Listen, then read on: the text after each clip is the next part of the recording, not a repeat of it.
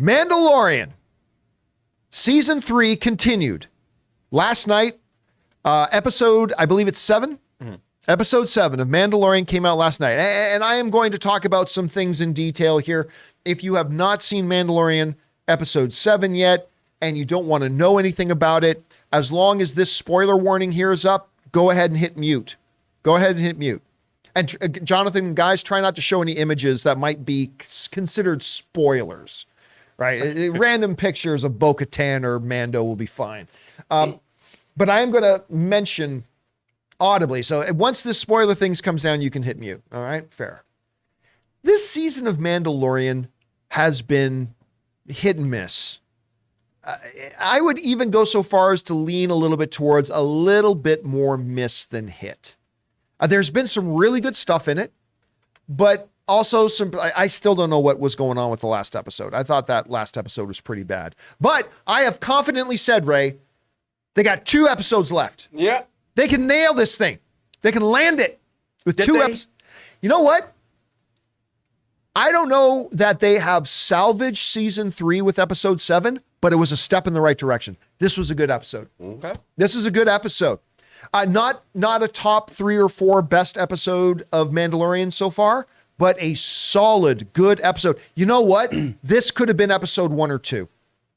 I mean, this episode is what this season should have been. We shouldn't just be getting to the retaking of Mandalore in the second last episode. I that felt weird to me. And I'm just going to talk about the negatives first so I can get them out of the way, and then I can focus on some of the positive things. One of the big negatives to me is that same complaint I've had about all the Mandalorian stuff, including the stuff that I've loved, which is everything in the Mandalorian feels small.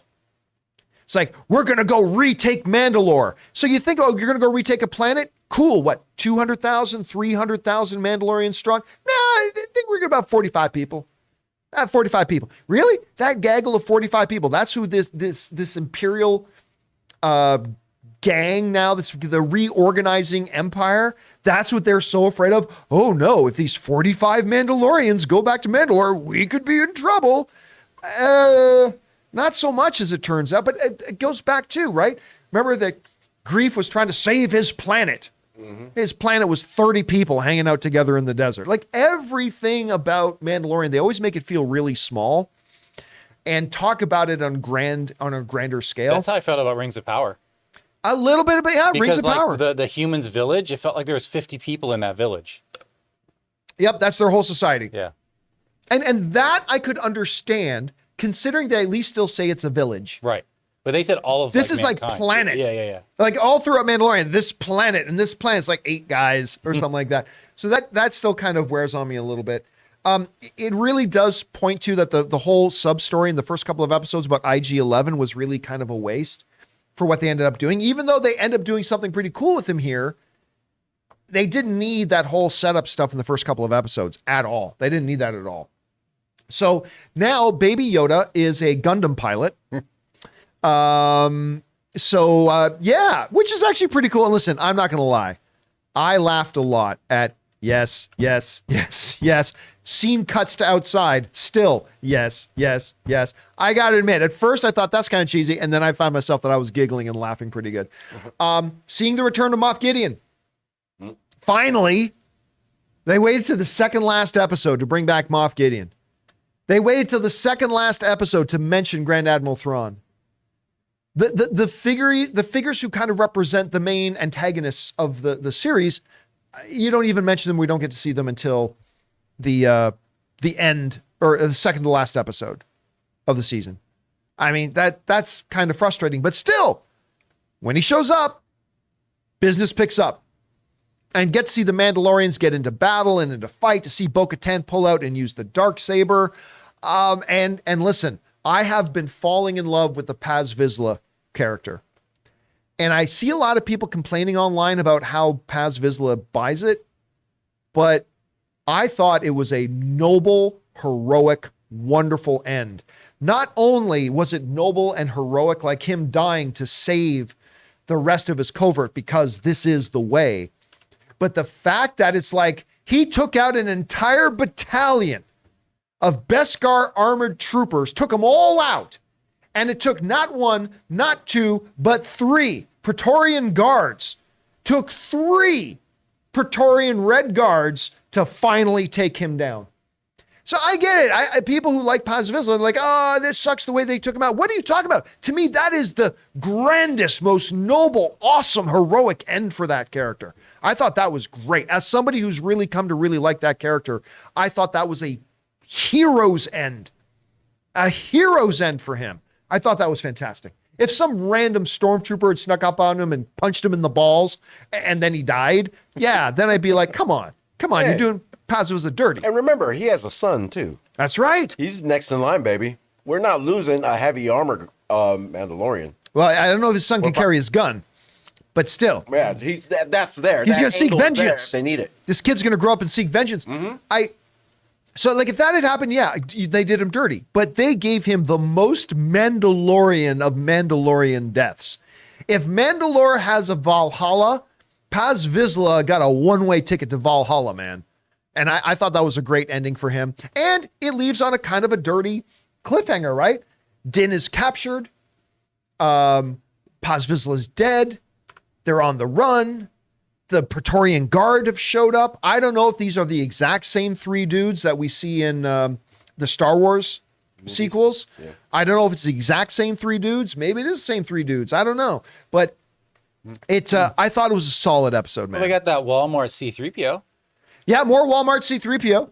And Grief showing up and giving a bottle of wine. Ultimately, he had nothing to do in this episode. Really, he accomplished nothing in this episode. They're talking about what they're going to rename HBO Max to right there. Just call it Grief or Navarro. The home for Apollo Creed. So, yeah, listen, I thought, again, not a top 4 or 5 best Mandalorian episodes so far, but easily, to me, the best episode of the season. I thought this, and the thing is this is what disappoints me. Oh, so you are capable of you're still capable of giving us this level of stuff. Because I'll tell you what, and it wasn't just the action and, Moff Gideon shows up. Oh, no, who cares? Any 5-year-old can write that. It's the moments, the dialogue's great. There's a great scene in this episode where Bo-Katan is, I keep wanting to say,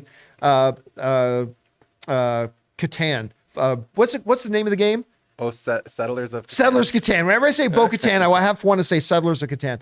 So Bo-Katan and Din have this great conversation where she's still feeling the guilt and the weight of the fact that she lost it to Moff Gideon in the first place. And then Din gives her a speech. I don't care about this. I care about honor. I care about courage. I care about this. And then he says this great line. That is why I follow you, Lady Bo-Katan Kryze. And that's why I will continue to follow you. And the look on her face, that's good writing. Something that this season has been lacking, to be quite frank and honest with you. But this episode didn't just have, oh, good, Grand Moff Gideon is there. Yay. Ooh, the Praetorian are there. Yay. It's not just that. There was good writing in it. There was good dialogue. There was good drama being laid. And that's something, again, that I think this season of Mandalorian has kind of been missing a little bit. So, hey, they might be getting to it late, but it gives me hope that they're going to finish strong. Gives me hope that they're going to finish strong with the final episode. So we'll see how they do. Guys, question is for you. Now that the spoiler warning is down, what did you think about the newest episode of The Mandalorian? Did you think it was a decided, like I did, that's a big turn upwards for the season? Did you think, no, not, it's just same? Or maybe you've loved the whole season the whole time. Whatever you guys think, jump down into the comment section below and let us know your thoughts. We want to thank a sponsor of this video, Manscaped. Gentlemen, if you didn't already know, it's tax season here in the US, and you know what that means? It means that Manscaped is here to make sure your paperwork is done and your boys downstairs are having fun. Make sure you spend your tax return money on the important things in life, like family, friends, and ball deodorant. Join the 8 million men worldwide who trust Manscaped by going to manscaped.com for 20% off plus free shipping with the code CAMPEA. Guys, you know I love all my Manscaped products, from the body wash to the lawnmower, an elegant tool for a more enlightened age. So what better way to invest your tax return than into yourself? Manscaped has the full package from head to toe to make sure you get your money's worth this April. The Performance Package 4.0 is the ultimate bundle you need to reinvent yourself and your confidence. The Lawnmower 4.0 trimmer is the star of the show, offering a precise shave on all your widest hedges, equipped with an LED light so you can navigate in and out of those difficult areas with ease. The Performance Package 4.0 now includes Manscaped's brand new Weed Whacker 2.0 ear and nose hair trimmer. And don't forget, for all my international friends out there with a little bit of scruff, Manscaped now has beard products. The start of spring also marks the start of Testicular Cancer Awareness Month in April. Manscaped has partnered with the Testicular Cancer Society to bring awareness to testicular cancer, men's health, and early cancer detection. So get 20% off plus free shipping with the code CAMPEA at manscaped.com. That's 20% off plus free shipping with the code CAMPEA at manscaped.com. Don't just get your money back this year, get your swagger back too with Manscaped.